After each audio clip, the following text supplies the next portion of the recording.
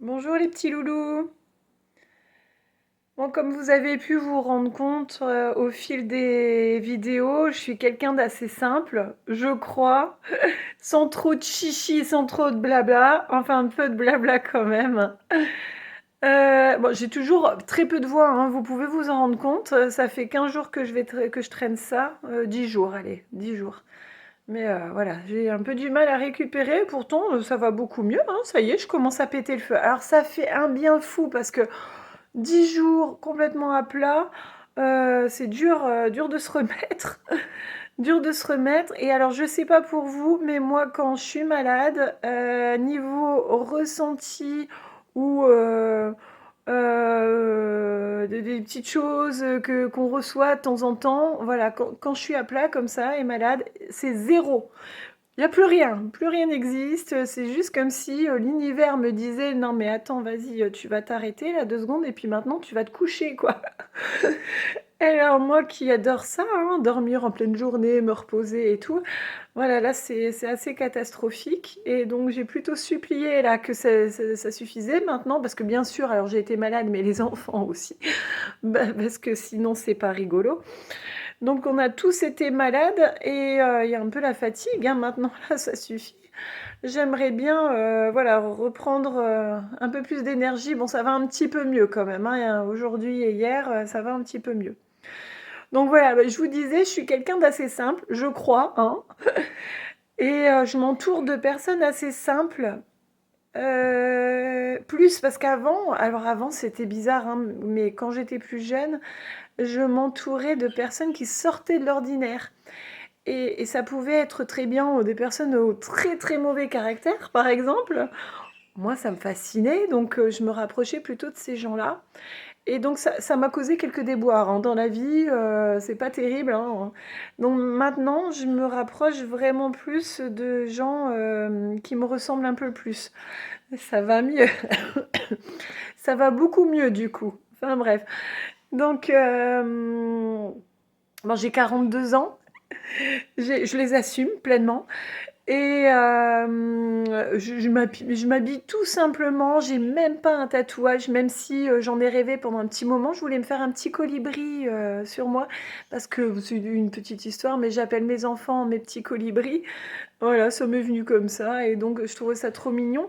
Mais comme j'ai dit à mon mari, si un jour je me fais un tatouage, je me vois pas avec un tout petit tatouage, et donc en fait ce serait tout mon dos que je ferais.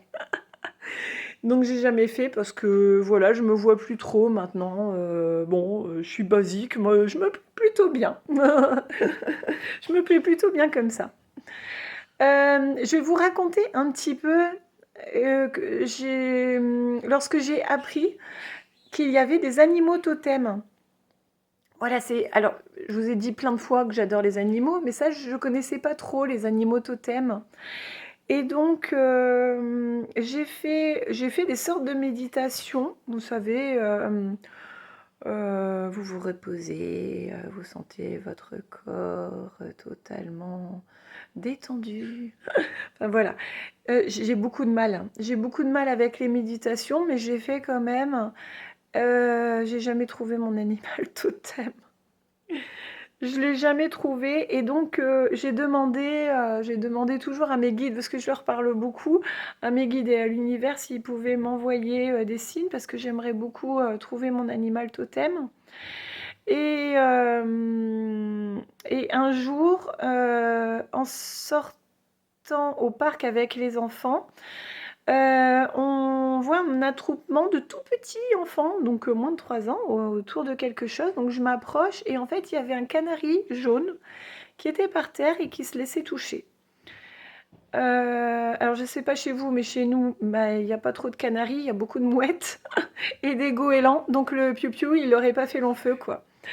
Donc je me suis dit bah, que c'était pas normal que cet oiseau il se laissait caresser déjà, donc voilà. Alors au parc, on n'avait rien du tout, on venait juste de débarquer en plus. J'ai trouvé au-dessus de la poubelle une boîte à gâteaux. J'ai pris ce petit canari qui s'est laissé faire et je l'ai mise donc dans une boîte à gâteaux. Je m'y connais pas du tout en oiseaux, je m'y connais pas du tout en petit animal en général. parce que tous ceux que j'ai essayé de sauver, ils sont tous morts. C'est une catastrophe, je vous jure. Alors, les lézards, les oiseaux tombés du nid et tout, enfin tous, voilà. Mais pourtant, et j'ai un grand cœur et ça me brise le cœur à chaque fois, j'essaye et tout, mais j'y arrive pas, je sais pas, enfin bref. Donc j'ai trouvé ce petit canari et on est vite allé... oui, synchronicité. Je me suis rappelé que le matin, quand nous étions partis de la maison, il y avait, juste à côté de ma poubelle, donc à jeter, hein, une cage à oiseaux.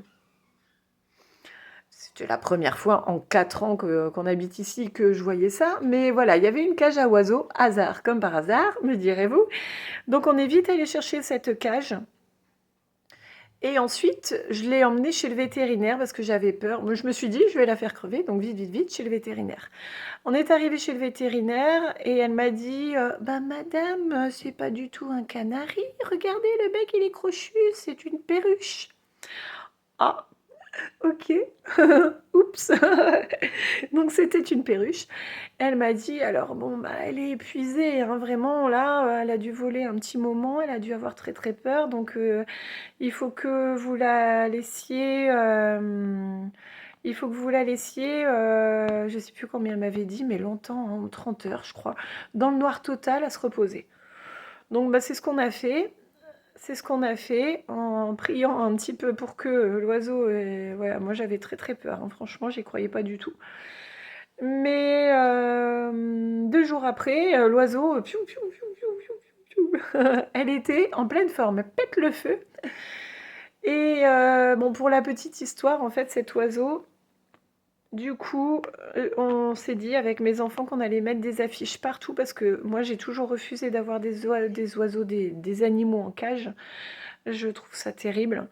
Donc, j'ai toujours refusé d'avoir des animaux en cage. On a un chien, hein, mais voilà, il a sa pampa là pour aller se balader.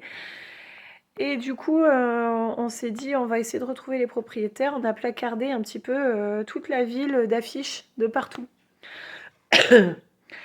Et donc, au bout de 3 semaines, quand on s'est dit, ah, mais quand même, on s'y fait, hein, on l'aime bien. Avec mon mari, on disait, ouais, elle est mignonne, c'est vrai, hein. On a craqué, quoi. Et donc, on s'est dit, bon, allez, on la garde, hein, elle n'est pas embêtante. Et ben, le lendemain matin, j'ai eu un appel. Oui, bonjour madame, c'était une personne âgée, un petit papy. Je crois que vous avez retrouvé ma perruche. Oh. Et alors là, oh, quelle horreur. Ah non, c'est ça, aux enfants. Aïe, aïe, aïe. Pardon, je tousse. Donc je dis, bah oui, j'ai retrouvé votre perruche, ça fait 3 semaines maintenant, j'avais mis des affiches pour vous retrouver et tout, et là, comme par hasard, on vient de se dire qu'on allait la garder, bon, ben...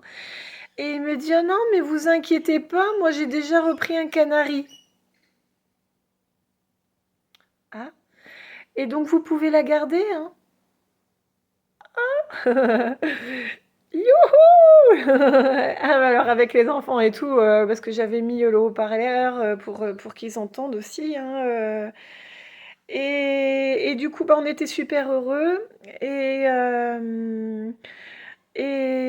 le soir même, on est allé chercher une deuxième perruche pour lui tenir compagnie, bien entendu. Donc à la maison, on a Angéline et Angelo, celui qui est arrivé après. Angéline est une vraie folle. Elle est voilà, pas du tout timide, elle vole partout, je la fais voler dans la maison. Et Angelo est tout son contraire. Il est timide, trouillard, dès qu'on s'approche de lui, il queen. Et quand on le fait voler, il se prend toutes les vitres. Voilà, donc tout est son contraire, alors on fait très attention à lui, du coup. Et Angéline, il n'y a pas besoin, c'est une tarée.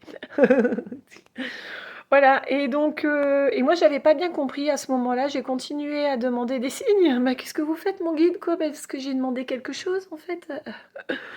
C'est quoi mon animal totem? Et donc, je sais pas, 2-3 jours après, un truc comme ça, hein, Moi qui tombe jamais, franchement, ça faisait 10 ans que j'étais pas tombée sur un animal, un oiseau à ramasser, à blesser.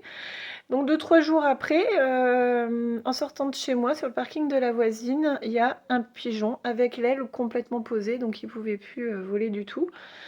Il avait dû se faire percuter par une voiture, je sais pas. Et elle est rebelote. Et donc mon fils: «Mais maman, on peut pas le laisser là?» «Bah non, on peut pas le laisser là». Bon alors tout de suite je me suis dit: «Ah mais j'ai une de mes voisines là un peu plus haut qui a plein de pigeons, mais plein, elle en a plein, vraiment, c'est drôle, elle a une sorte de poulailler avec un arbre, sans feuilles et elle a une centaine de pigeons dessus. C'est fou les passions des gens, alors c'est incroyable, elle est folle des pigeons. Donc du coup on a ramassé ce petit pigeon et puis, je suis allée sonner chez elle et donc elle m'a dit: «Oh mais vous avez bien fait», tout ça et tout ça et puis elle l'a pris, elle l'a soigné et tout et tout. Voilà et donc là, après, je suis rentrée chez moi et j'ai dit: «Bon d'accord, mon animal totem, c'est un oiseau». Parce que j'ai fait le lien entre la perruche et le pigeon et là je me suis dit: «Bah, pourtant ça va pas être une perruche, ça va pas être un pigeon, mais c'est un oiseau sûrement, hein, d'accord». Et donc je me suis procuré, quelques jours avant, hein, parce que je commençais à chercher, je me suis procuré ce petit livre-là. Il est tout petit, c'est à la Fnac, je crois, sur les animaux totems. Et donc, voilà, je me suis dit, je vais le prendre. Et j'en parle à mon mari. Alors, je dis peu de choses à mon mari, mais ça, je lui ai dit, parce que c'était pas trop loufoque. Enfin, à peu près. Et il me dit, mais attends, mais c'est les colibris. Amour de toute ma vie, c'est pour ça que je me suis mariée avec toi. Et donc, bien sûr, je regarde dans la liste, hein. Il y a une petite liste avec tous les animaux. Et il y avait le colibri. Alors, il y a aussi, en oiseau, il y en a pas énormément. Chauve-souris, ça vole, c'est pas un oiseau, mais voilà. Il y a l'hirondelle. Il y a quoi? Il y a le grand-duc. Je crois qu'il y a le hibou. Voilà, enfin, il y a quelques petites choses, mais il y a le colibri. Et donc, bon, bien sûr, j'ai regardé la définition, enfin la définition, voilà, je sais pas comment dire, ce qui est écrit, hein, là-dessus et ça me correspondait assez bien, ça explique, une joie de vivre, une envie de découvrir plein de choses, voilà, enfin bref, donc ça m'a parlé. J'ai remercié mes guides, j'ai remercié tout le monde. Je savais à peu près, enfin, carrément, hein, mon animal totem. Je vais toujours pas me le faire tatouer, je crois pas. Mais en tout cas, je l'ai. Voilà pour la petite histoire. Je vous fais des bisous.